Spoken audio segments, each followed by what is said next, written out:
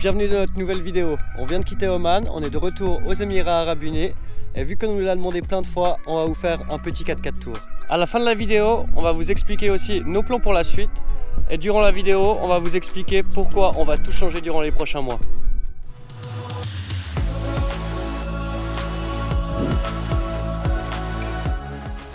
Maximus, c'est un Jeep Gladiator. C'est le modèle de 2020 et c'est la version Overland. Ça fait 1 année et demie plus ou moins qu'on l'a et ça fait 6 mois qu'on voyage à plein temps avec. On va commencer quand même par le plus important. C'est quoi qui le fait rouler, notre petit Maximus?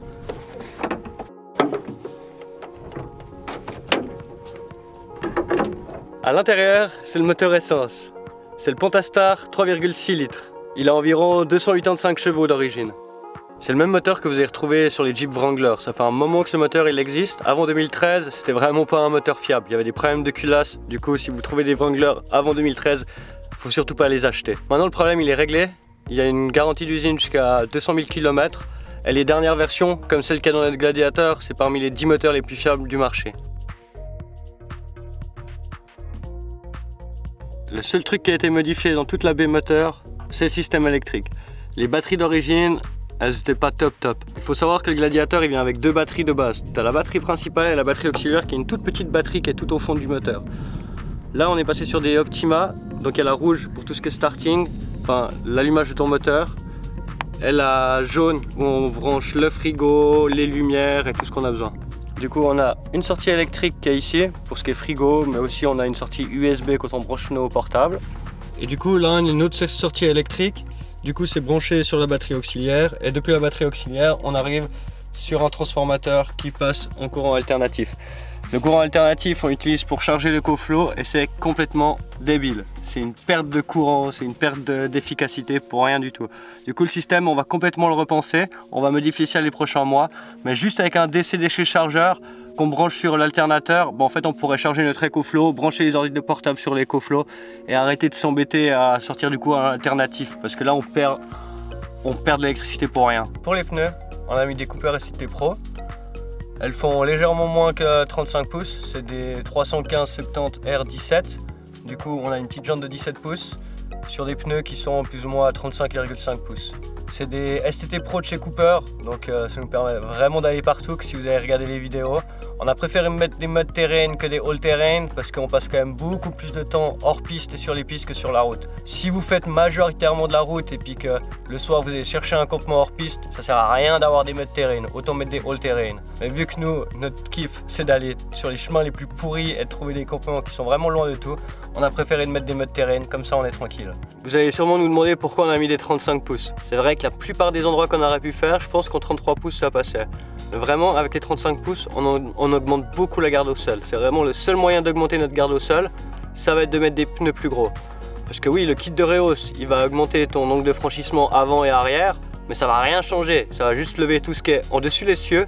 Mais par contre, pour lever l'essieu, le seul moyen, c'est de mettre des pneus plus gros. Bien sûr, mettre des pneus plus gros, ça a aussi plein de désavantages. Déjà, c'est du poids suspendu en plus. Et ça, c'est le pire pour les performances de ton véhicule. Du coup, tu vas plus consommer, mais tu vas aussi mettre plus de stress sur ton véhicule. Donc c'est pas toujours la meilleure des solutions. Si on faisait beaucoup moins de franchissement, qu'on prenait moins de risques avec les véhicules, je pense qu'en 33 pouces, on irait à pas mal d'endroits.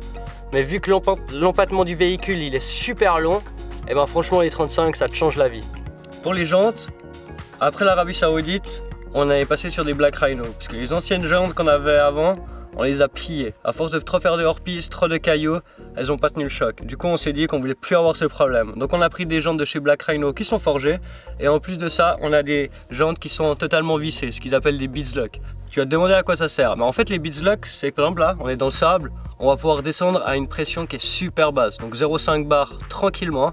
Et ça va permettre d'avoir plus de portance sur le sable et de ne pas prendre de risques qu'on déjante. Parce qu'on a déjà déjanté une fois dans le désert et c'est pas drôle du tout. Quand on parle de dégonfler et regonfler les pneus, il y a aussi un changement qu'on a fait il n'y a pas longtemps, c'est changer la valve. Là on est passé sur une valve Apex parce qu'avant on utilisait ça pour dégonfler nos pneus. Le problème c'est que nous on dégonfle les pneus des fois 3 à 4 fois dans la même journée. Chaque fois qu'on change de terrain, on va essayer de régler la pression pour qu'elle soit parfaite. Peut-être une fois on fera une vidéo pour t'expliquer les pressions qu'on utilise. Et ça prenait du temps. Et chaque fois, c'est bien quand tu le fais juste une fois le week-end. Mais quand tu vas le faire 3-4 fois dans la journée et que c'est tous les jours, ça te prend vraiment beaucoup de temps. Et là, les nouvelles valves, c'est ultra rapide.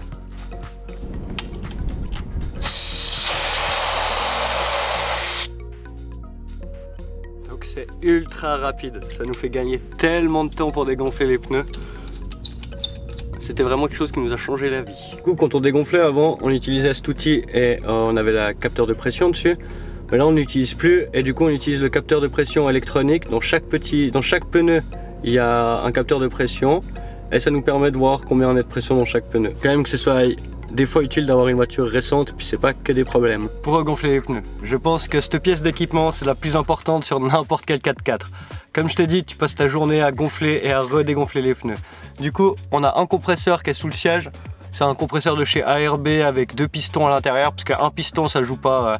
Tu gonfles 2 pneus, après il surchauffe, surtout quand même aujourd'hui il fait plus de 30 degrés.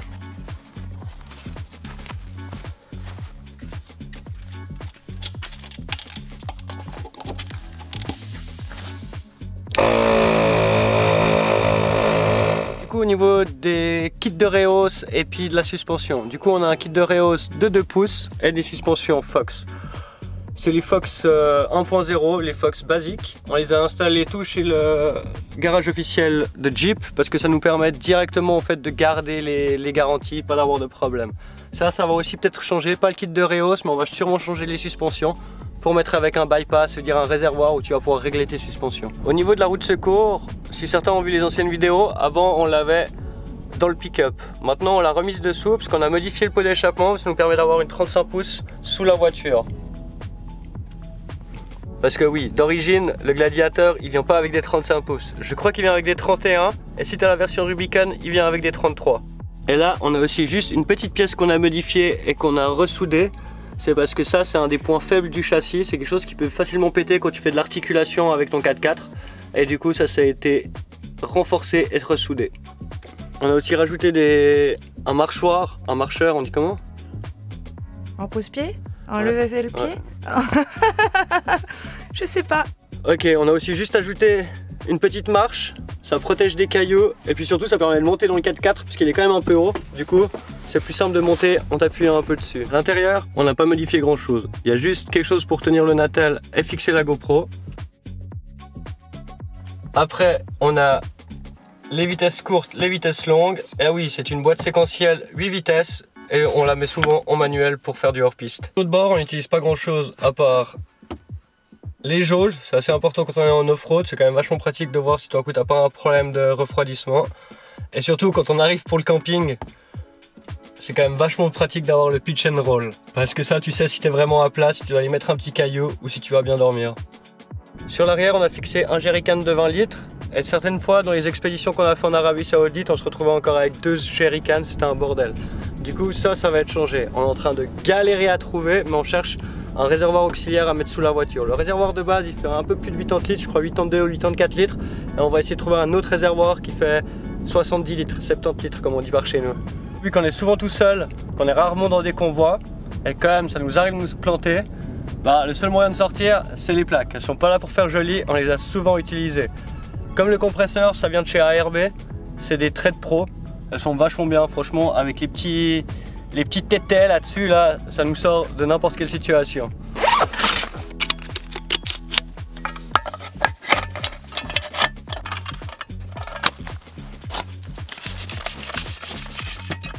Une partie des équipements de sécurité qu'on a. Vous avez pu voir, il y a les plaques avec la pelle. Après, ces deux trucs, c'est un peu la même chose. Donc c'est une sangle qui est kinétique, comme une sangle de remorquage. Mais ce qui est bien, c'est qu'elle est légèrement élastique. Du coup, quand tu remorques quelqu'un, quand tu tires quelqu'un qui est enfoncé, bah en fait, ça fait comme un élastique, ça s'étend et après ça transmet toute la force kinétique et ça sent la voiture. C'est déjà beaucoup plus agréable quand tu tires quelqu'un, ça fait pas un coup violemment choc et c'est un peu plus smooth et puis c'est plus facile de sortir quelqu'un avec ça. Ça, c'est les shackles que tu attaches sur la voiture. Il y a le même principe qu'on a ici, mais qui est une shackle qui est souple. Et ça, c'est le même principe que la sangle, on l'a pas utilisée, on vient de nous l'offrir. Je sais pas si on va la garder, mais c'est une corde. Et cette corde aussi, elle est légèrement élastique, comme la sangle. Si tu as besoin de soulever la voiture ou changer ta roue, pour le cric, on a le cric d'origine qui est dans la voiture qu'on n'utilise jamais parce qu'il n'est pas très stable et puis surtout il n'a pas une grosse base. Du coup, on a acheté une base pour le cric. Comme ça, quand on est dans le sable, on peut lever la voiture. Puisque va essayer d'aller dans le sable avec un cric d'origine et puis lever une voiture, ça va être la misère, tu vas jamais y arriver. Quelque chose pour stabiliser et un cric hydraulique qui est quand même beaucoup plus stable et bien mieux que notre cric de base. Après avoir vu toute la mécanique de la voiture et comment elle fonctionnait, on va aller voir comment c'est le campement. Et vous allez comprendre pourquoi on va faire plein de changements, parce que sacrément le bordel est très désorganisé. Ah, la magie du montage, hein, c'est rapide comme ça, hein. Mais sinon ça nous prend pas tant de temps que ça, à peu près 10 minutes, allez 15 si on doit monter le haut vent et puis remplir les sacs de sable, mais franchement c'est encore assez rapide. Du coup je vous emmène déjà en commençant par l'intérieur et après on fera l'extérieur. Donc derrière le siège passager. Derrière le siège passager on a notre petite bassine qui est pour la vaisselle et la lessive, donc rétractable comme ça, elle prend pas trop de place, c'est ultra facile. Hop. Et ensuite on a notre sac de cuisine où on a la casserole, une autre casserole, un tupperware avec toutes nos épices, des petites bouteilles, nos tasses. Et là-dedans, on a tout ce qui est assiettes, ustensiles et puis quelques bordels.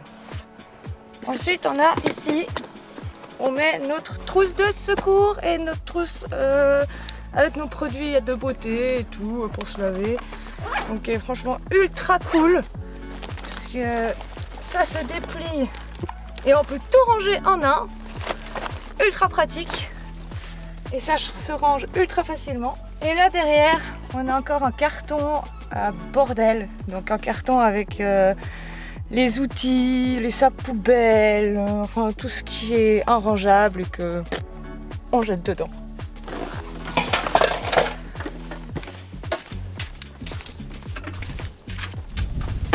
Donc là je vais juste vous montrer le gaz. Je vais pas tout vous sortir la cuisine, hein. Je pense que vous connaissez tout ce que c'est le sel, le poivre et compagnie. Du coup on utilise ce petit réchaud et franchement c'est ultra pratique. Déjà c'est assez grand pour que ça reste stable. Voilà, tu peux caler ces plats. Tu as juste à retourner ça, à loquer ça. Ici tu as la bouteille de gaz et en plus c'est une bouteille de gaz que tu trouves vraiment partout. Donc c'est pas compliqué à trouver quand tu es en rade. Ultra simple à mettre. Hop, tu refermes et t'allumes. Et franchement, on fait toujours la cuisine ici. Ça fait notre petit plan de travail. Et c'est largement suffisant. Dans le coffre, alors ça aussi c'est un sacré dawa. On a nos sacs de trek, qui est une grande nostalgie pour nous parce qu'on a fait pendant des années des voyages en sac à dos. Et dans ces sacs à dos, on a mis tous nos habits. Donc pas très pratique en soi dans le sens où genre on avait de l'eau qui a coulé. Du coup nos sacs étaient mouillés, on n'a pas remarqué tout de suite et nos habits puaient l'enfermer et puis ils étaient tout humides. Donc, vraiment pas la meilleure des solutions. Après ça va, on a fait pas mal de pays chauds donc c'était facile à faire sécher. Et derrière ces sacs, nous avons toutes les affaires de secours que Tim vous a présentées avant. On a le jerrycan d'eau, on a notre frigo et tout au fond on met nos chaises et ensuite on pose la table par-dessus. Et puis, ah oui, on a la douche aussi qu'on met là. Et du coup voilà, et ça c'est pas mal le bordel parce que vu qu'on fait des bosses, vu qu'on roule des fois un peu vite, il y a un peu tout qui bouge dans tous les sens. Donc voilà, on va tout réorganiser pour que ce soit beaucoup plus agréable surtout et plus optimal et qu'on arrive plus facilement à voir les choses. Du coup voilà, ce petit trou, on arrive facilement à prendre des trucs. Du coup là on met nos chaises et puis les barres de la tente et puis comme ça on n'a pas besoin de tout déplacer derrière pour récupérer les trucs. Nous avons un sac d'électronique. Donc ouais, il n'est pas du tout optimal. Mais au moins il est assez grand pour mettre tout ce qui est drone, batterie, objectif, câble, vraiment tout ce qui est électronique. On met tout là-dedans. Et ensuite on a notre sac Ikea de nourriture. Et c'est vraiment nul, c'est vraiment catastrophique.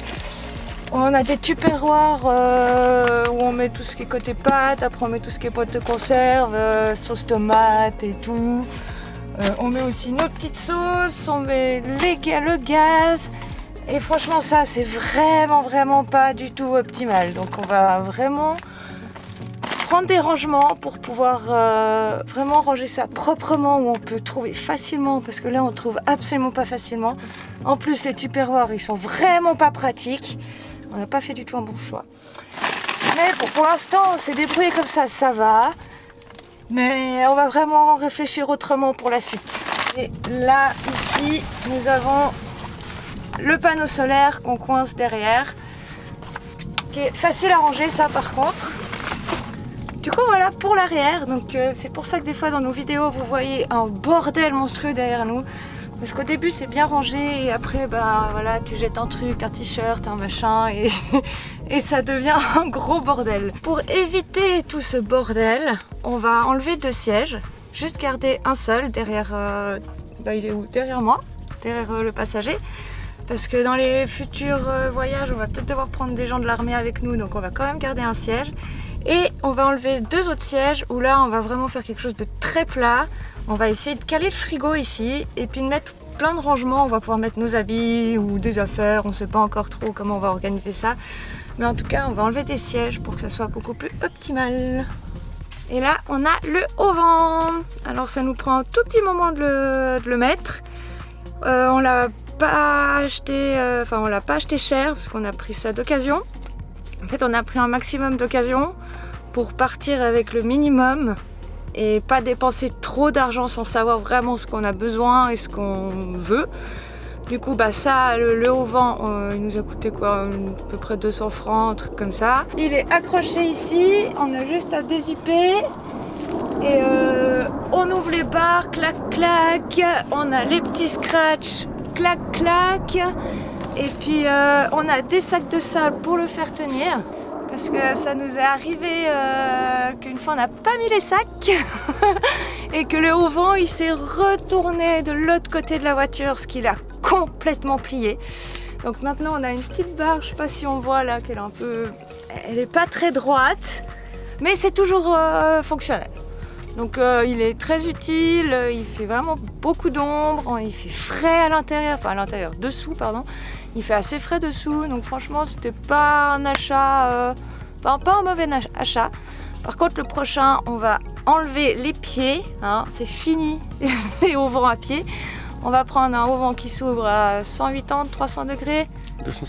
270 degrés, qui sera beaucoup plus optimal. Je crois que ce mot optimal, ça va être le mot de la vidéo. C'est fini le magnifique, ça sera optimal. Alors ça c'est notre petite douche qu'on a pris à Decathlon pour 70 francs. Et franchement elle est vraiment pas trop mal, on s'attendait à une mauvaise qualité pour le prix, mais en fait finalement pas du tout. Ce qui est vachement pratique, c'est qu'ici tu as la température, donc là on peut voir elle est à 38, entre 36 et 38 degrés. Et puis là bah, on voit le niveau de l'eau. Et il suffit de pomper. Hop. Et après on peut se doucher. La tente, elle est posée sur l'arceau. Elle se déplie comme ça. Pouf. On a les barres en métal qui permettent de ouvrir les petits auvents.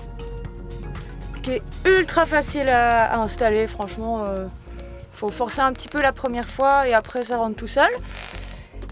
Et puis on a des lumières ici qui est directement sur le arceau qu'on utilise le soir où on met plutôt le orange, comme ça c'est un peu plus doux puis on n'a pas trop de moustiquaires qui viennent.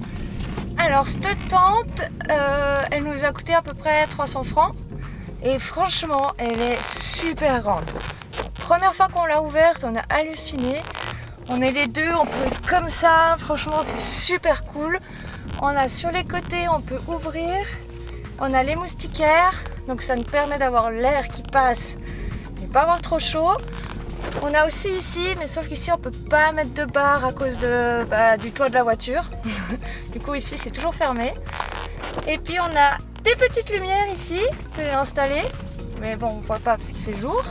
On a des bons coussins parce que c'est vraiment prioritaire d'avoir le confort au moins dans une tente.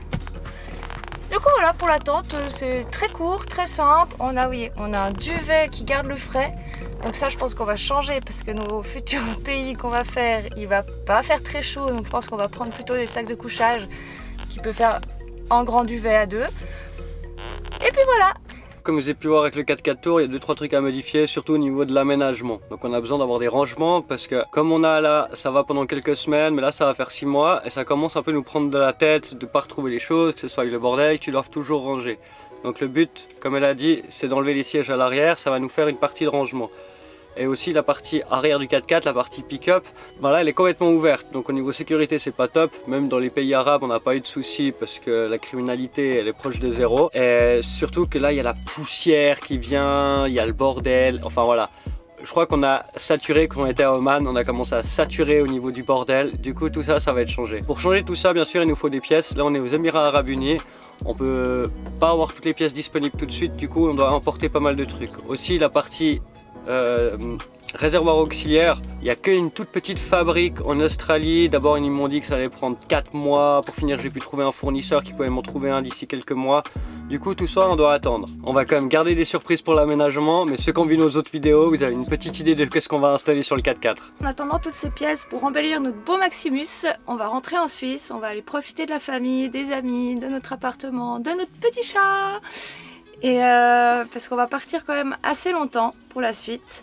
Donc on va profiter de tout ça. Pour la suite, nos plans, ils n'arrêtent pas de changer. Quand tu voyages en 4x4, il y a plein de trucs qui vont influencer ton programme. Bien sûr, des fois tu vas prendre plus de temps à certains endroits. Par exemple là, on doit rester 2 mois, du coup on perd un peu de temps dans le programme. La première idée d'abord, c'était d'aller faire l'Asie centrale, aller jusqu'en Mongolie. Mais là, on n'a pas envie de se stresser. On va jamais y arriver cette année, du coup on va prendre notre temps. Du coup, changement de programme. Le but, c'est d'aller explorer l'Himalaya. D'abord, on va aller au nord du Pakistan, donc on va devoir prendre un ferry pour aller jusqu'en Iran. Il va faire beaucoup trop chaud en Iran, donc on va pas visiter l'Iran cette fois. On va aller directement au nord du Pakistan. Après, on va aller faire le Ladakh en Inde et le Népal. Et après, on sait pas encore. Mais normalement, vu que la Chine elle vient de réouvrir, on va essayer de prendre un convoi pour traverser la Chine et aller jusqu'en Asie du Sud-Est.